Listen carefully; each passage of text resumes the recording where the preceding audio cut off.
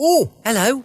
Weekend's gone. Where did that go? That was quick, wasn't it? Flies by. It's crazy how fast. The weekend just seems to disappear. 1 minute I'm getting all excited about it, and then it's gone. What? Crazy. Welcome to another episode of Brett's Old Time Radio Show.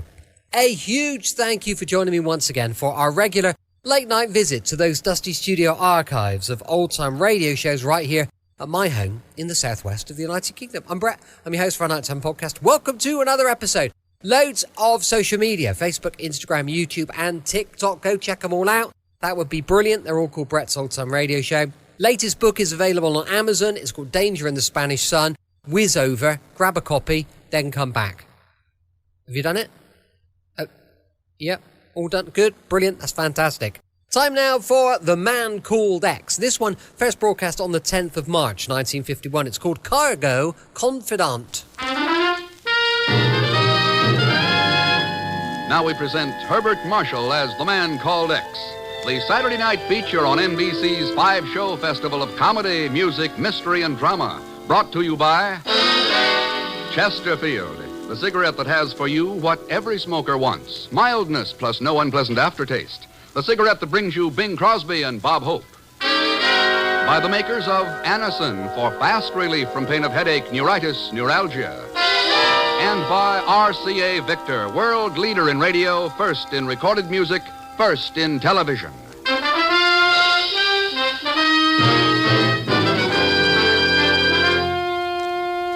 Herbert Marshall as The Man Called X.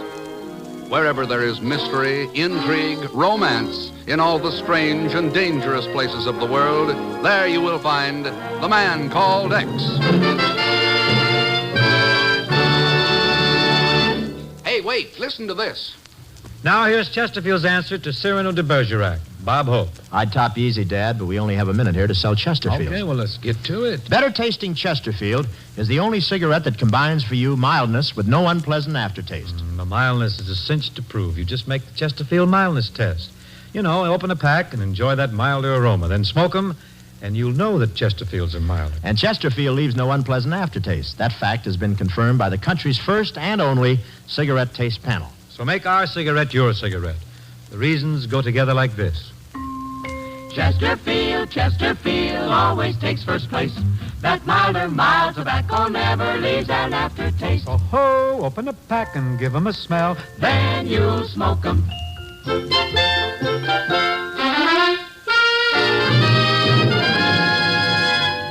Under the flat silver glare of a full moon, the California desert is a lonely, burned-out wasteland without a sign of human habitation.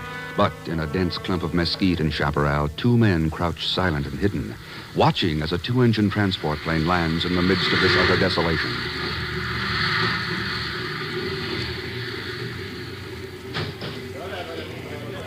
Hear 'em, Thurston?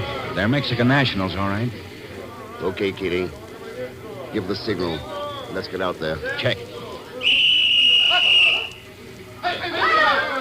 All right out there. Stand still and nobody will get hurt. You're surrounded by men of the United States Immigration Service, so just stay where you are and we'll be... Look out, Kitty. The plane, Thurston! The pilot's getting away!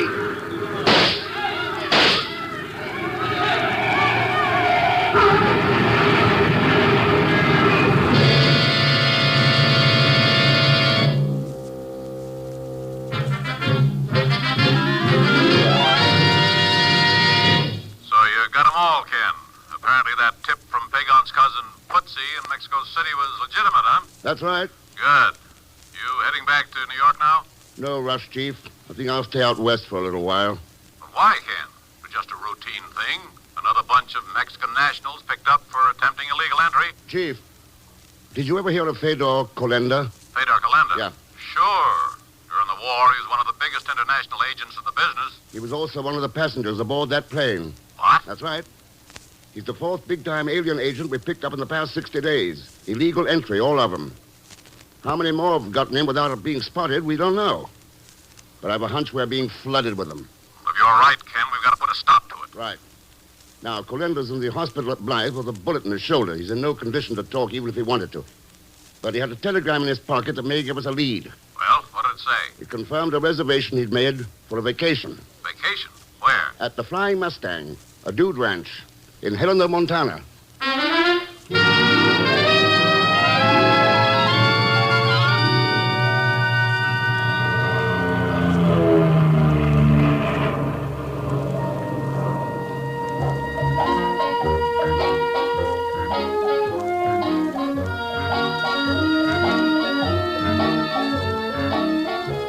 The Flying Mustang? Sure, I know where it is, stranger. About 100 miles from here as the crow flies.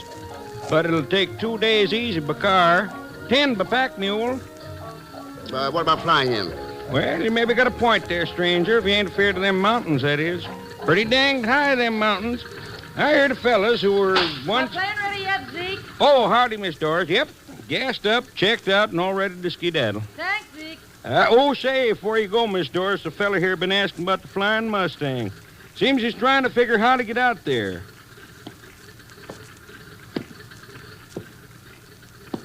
You the man Zeke's talking about, mister? Maybe. What's your interest in getting to the Flying Mustang? Well, that comes under the heading of private business, doesn't it?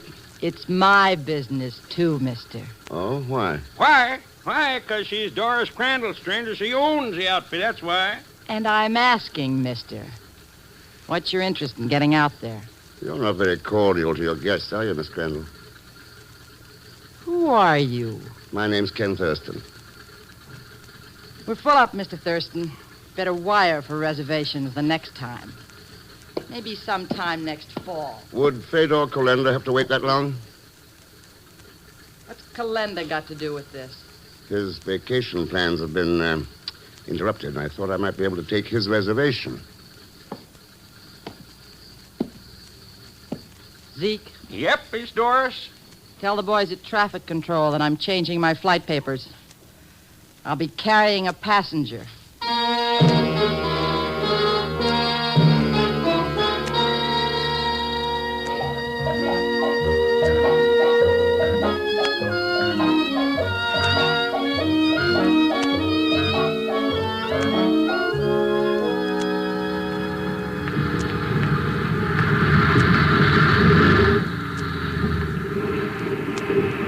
Here we are, Thurston, the Flying Mustang. Thanks, Miss Crandall. Nice landing strip. Couple of good-sized hangars. Looks like you handle a lot of traffic here at the Flying Mustang. Running a cattle outfit, even a dude ranch, is big business these days. And in big business, the airplanes replaced the horse. Or haven't you heard? Well, not being a rancher, I'll have to take your word for that. My handyman's riding up. He'll take you to your bunkhouse. When you get your gear stowed away, come up to the ranch house and meet the other guests. See you later. Yes, see you later, Miss Crandall. Howdy, stranger. Howdy. Welcome on board the Flying Mustang. What the... Putsy! That's right, Mr. X. Long time no see, huh? What the devil are you doing here? I thought you were in Mexico City. Oh, I was, but this Senor Rocas flew me up here and got me this job with that luscious Doris Crandall. Who's Senor Rocas? Oh, a big hotshot cattleman from Argentina.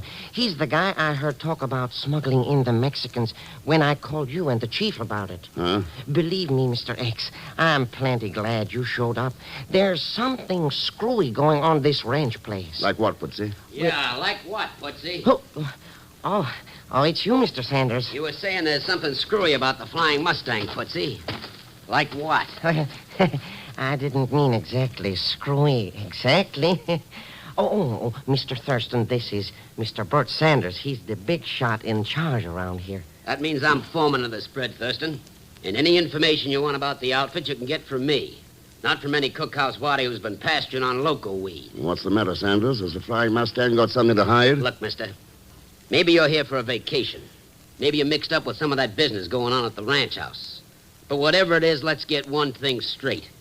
As long as I'm foreman here, I'm running things the way I see them. That goes for you and all the rest of the troops. Oh, Mr. Thurston. Come on, Sanders. Stop worrying, Thurston. Just a couple of the boys leveling their sights on some coyotes. For a cattleman, Sanders, you've got a bad sense of direction. Unless your boys are shooting coyotes in the ranch house.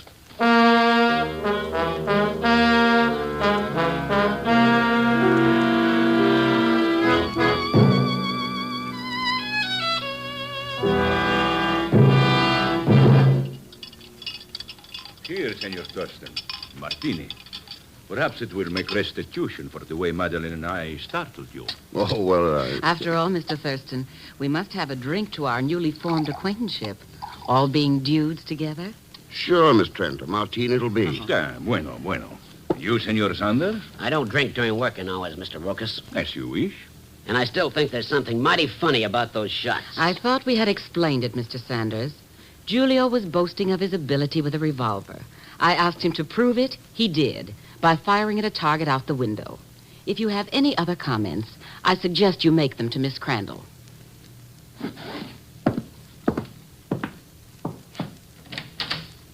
Your horse is saddled and ready, Miss Trent. I'll be at the corral any time you want to take that ride. Thank you, Mr. Sanders. You're very sweet. But you needn't wait for me. I'm going to try to persuade Mr. Thurston to ride with me instead. Well, Mr. Thurston, will you accept my invitation? Be glad to, Miss Trent. Oh, good. I'll be changed and ready in 15 minutes. Right. Yeah, she's a wonderful woman, Madeline. Wonderful. Too rich, too bored, too willful, but wonderful. Another drink? Not just now, thanks, no. Tell me, Senor Rokas, where are the other guests? Other guests? But there are none, my dear friend. We three have the Flying Mustang to ourselves. Oh? You are surprised at this? Well, a little. Just as you were surprised to find your friend Putzi at the rancho? Ah. See. I find him a most amusing person and most informative. Tell me, did you manage to capture those Mexican nationals who attempted to cross the border? We did, yes. Bueno. You're happy about it? Oh, but of course. Was it not I who learned of the plot in Mexico City and told Putzi of it? And now you and I meet here at a rancho in Montana. Strange coincidence, eh, senor? Is it? You know, Thurston, I am most intrigued with this idea of smuggling people over the border. Perhaps you would care to exchange information with me later at your bunkhouse. I'll be there. Bueno. I would not miss this opportunity for anything, Senor X.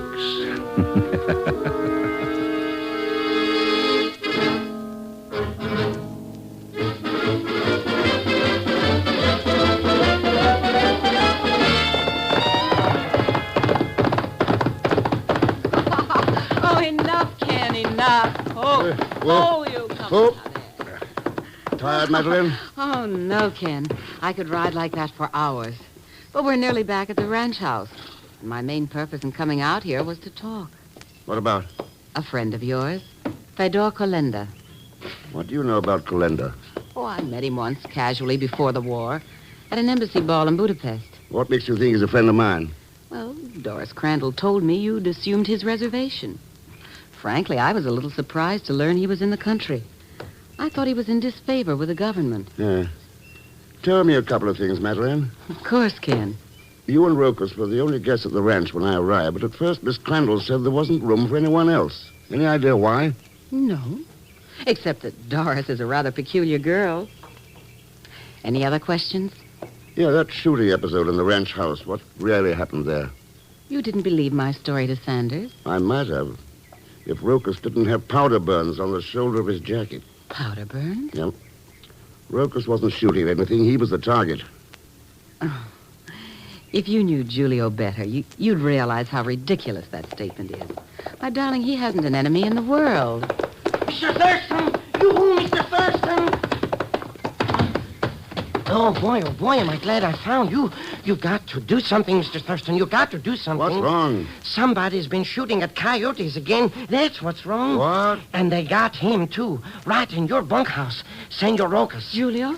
What's happened to him? He is murdered, killed. Oh. Even dead, maybe. Oh, blood all over.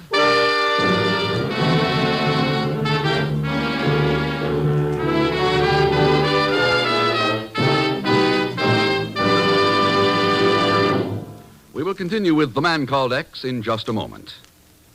When we ask you to try Anacin for the relief of pain due to a headache, neuritis, or neuralgia, we're not asking you to try a new or unproved method. For there are many people listening in now who have been introduced to Anacin tablets by their own dentist or physician. You who have received Anacin this way know the effective, incredibly fast relief these tablets bring. Anacin is like a doctor's prescription. That is, Anacin contains not just one, but a combination of medically proven active ingredients in easy-to-take tablet form.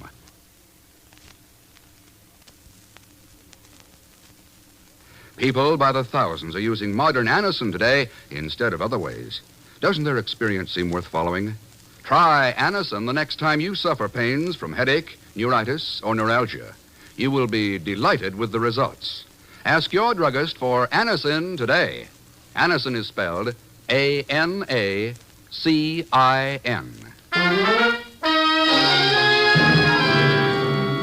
Now, Act Two of The Man Called X, starring Herbert Marshall.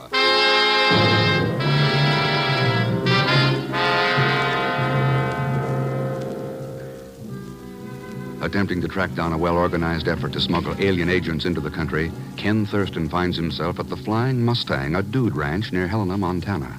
Right now, Ken, the beautiful Madeleine Trent, and Putzi are entering the bunkhouse, where Putzi claims to have found the murdered body of Julio Rocas.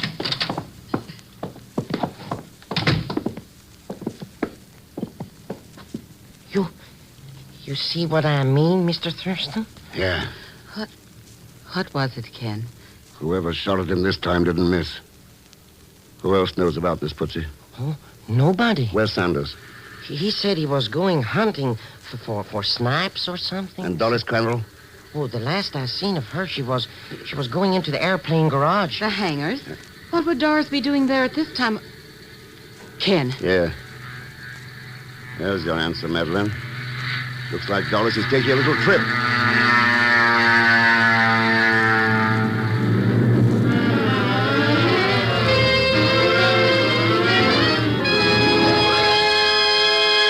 That's it, Chief. Will you get the reports back to me as fast as you can? Right, Ken. Now, I've got some hot news for you. I got a call from Keating of Immigration. He went into the hospital at Blythe early this morning to question Fedor Calenda. Did he find out anything? I'll say he did. He found out that... Hello? Chief, can you hear me? Chief! What's the matter, Mr. Thurston? I think somebody just cut the phone wire, Putzi.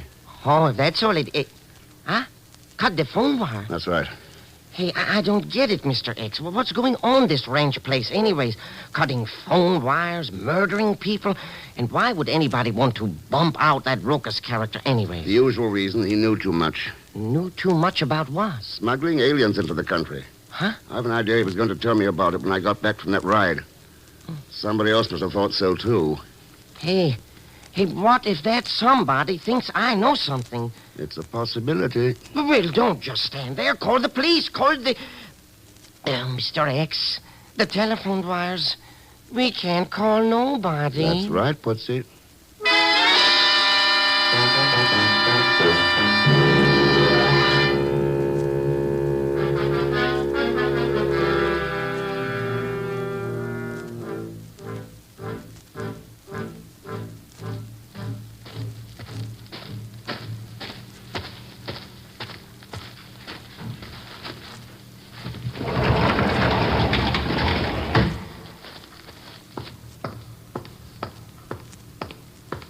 Looking for me, Madeleine? Ken. Oh, I was looking for you, yes, but... Well, I didn't expect to find you sitting in a plane. What are you doing up there? Oh, you might call it a test flight. Test flight in a closed hangar? You'd be surprised how much you can learn about a plane just doodling around. The fuel tanks are full, and there's a flight map in the pilot's compartment. Know anybody in Victoria, British Columbia? Victoria? That's the flight destination marked off on the map. Oh, Canada's a long way to go to report a murder to the police, isn't it? Yeah, but not too far to pick up guests for a dude ranch in Montana. Either I'm very obtuse, darling, or you're being deliberately frustrated. Ken! Watch it, Madeleine.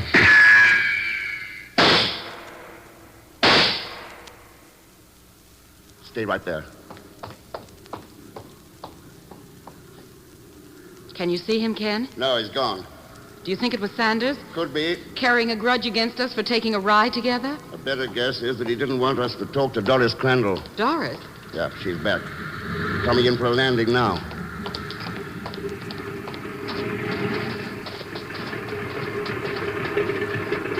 She has a passenger with her, Ken. She must have gone to Helena to pick him up. Recognize him? Should I? You met him once before the war. At an embassy ball in Budapest. Ken. Yeah. He's our old friend, Fedor Kolenda.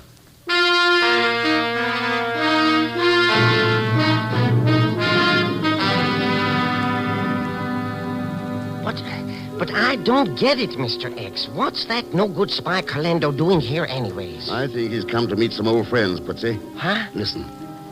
The minute it's dark, take one of the ranch cars. Head down the road to Helena. Uh-huh. First telephone you come to, put in a call for the chief and tell him Colenda's here. He'll know what it's about.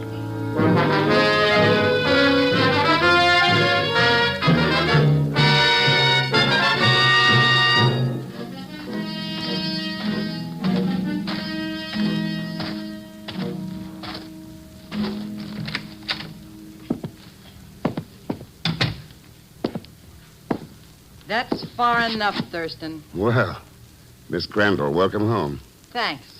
Any particular reason for being in my bunkhouse? You wouldn't come out on the landing strip to meet me, so I came here. Very thoughtful of you. Why the 45? I was also thoughtful enough to ask your friend, Calenda, about you. Did he give me a good reference? Maybe you'd like to answer that, Calenda. We are always glad to oblige an old friend. Aren't we, Mr. X?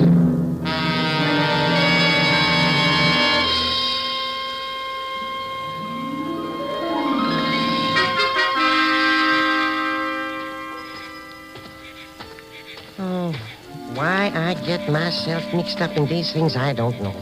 Shootings, killings, spies. Oh, I should have took my Uncle Ahmed's advice and married that rich dame in Vienna. So what if she did have to shave once a day? With $1 million, I could afford a barber. Now I got to sneak out of here in the dark. Maybe get shot at a couple of times. And all because Hello, Footsie. Huh? Going somewhere? Oh, it's only you, Miss Trent. Oh, nice night out, huh? I asked you if you were going somewhere. Oh, yes, sure. To get help before we all get bumped off out here. Maybe... Hey, what are you doing with that gun? Nothing. If you change your mind and head for the airplane hangar. Otherwise, you might join Senor Rocas. I joined Senor Rocas, but he's dead. He... Oh, my...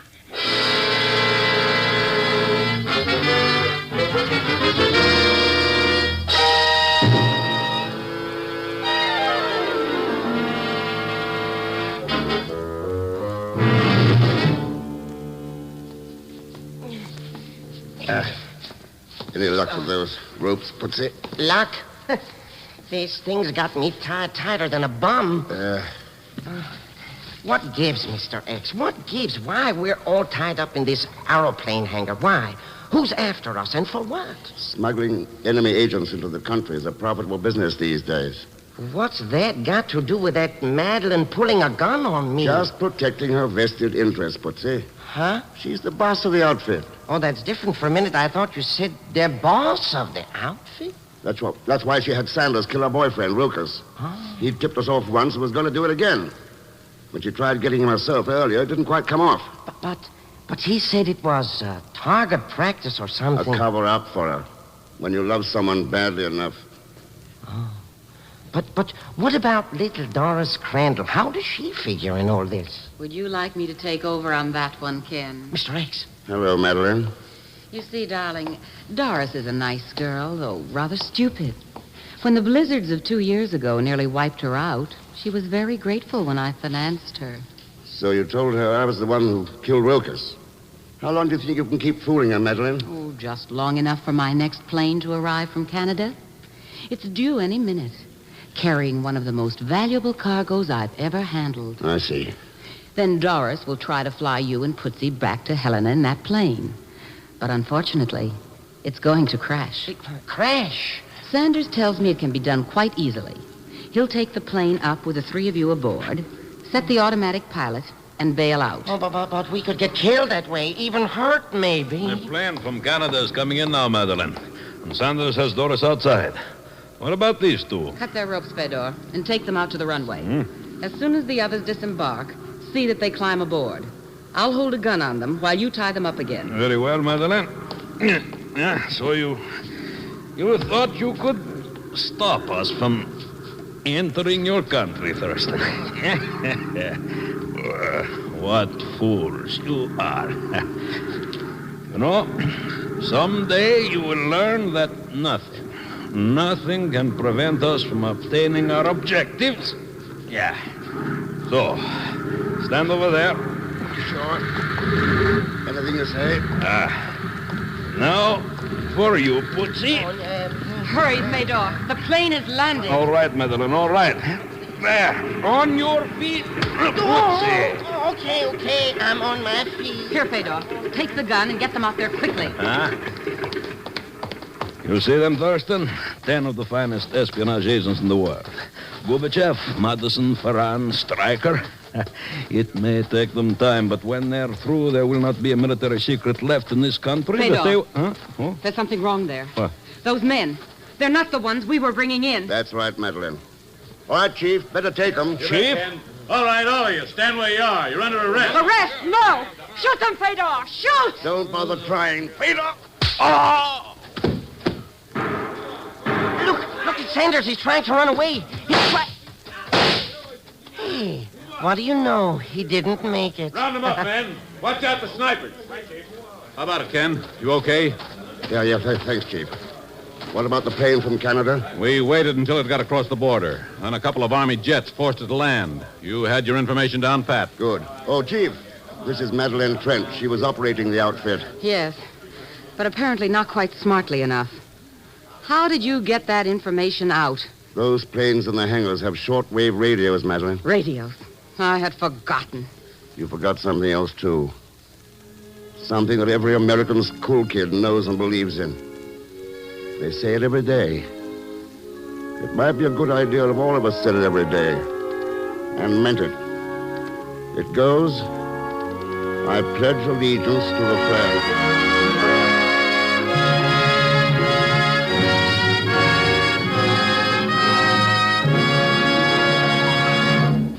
Our star, Herbert Marshall, will return in just a moment. Here's a word from RCA Victor. You know, when spring puts in its appearance, the ladies always seem to catch the men off guard. They've been busy for weeks planning their spring wardrobe, studying the new styles. And this year, there's one style everyone will want to study. It's the better-looking in every way style of RCA Victor's magnificent new 17-inch television receiver, the Fairfield. With the Fairfield, you'll get television pictures which are exceptionally clear, bright, and steady. And you'll have RCA Victor's new picture pickup, which assures you of the best possible reception. If you've been looking for a television set that's going to look well in your home, here's your answer. The Fairfield's console cabinet is truly distinctive, and its beautiful doors close over the screen when your set's not in use. Go see your RCA Victor dealer. He'll be glad to show you the better-looking Fairfield.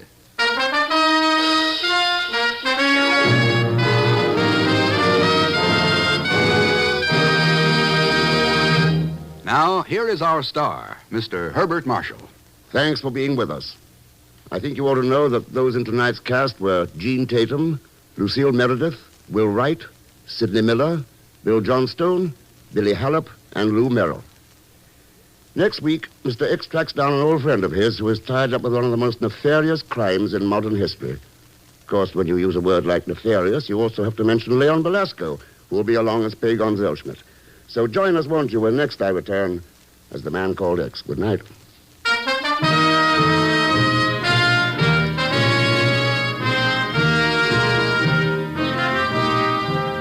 The Man Called X is a Saturday night feature on NBC's 5-show festival of comedy, music, mystery, and drama. Brought to you by the makers of Anacin for fast relief from pain of headache, neuritis, neuralgia. And by RCA Victor, world leader in radio, first in recorded music, first in television.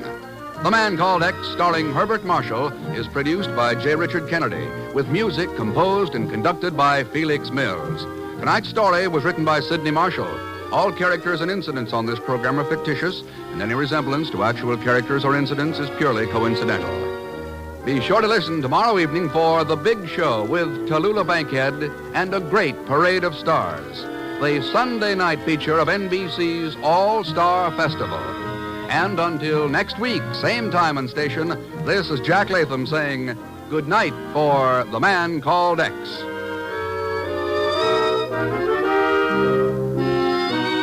Hear Phil Regan's new show tomorrow. Now enjoy your hit parade on NBC. Welcome back. I hope you enjoyed our latest adventure with The Man Called X. More adventure tomorrow with Suspense, going live at 5 p.m. UK time. As mentioned, we've got a sister podcast called Sunday Night Mystery. I'd love it if you could check that one out. A brand new episode went live today. And of course, we've got our book on Amazon called Danger in the Spanish Sun. Thanks for listening. I'll be with you 7 days a week, each and every week. And I'll see you tomorrow on Brett's Old Time Radio Show. Love you. Bye.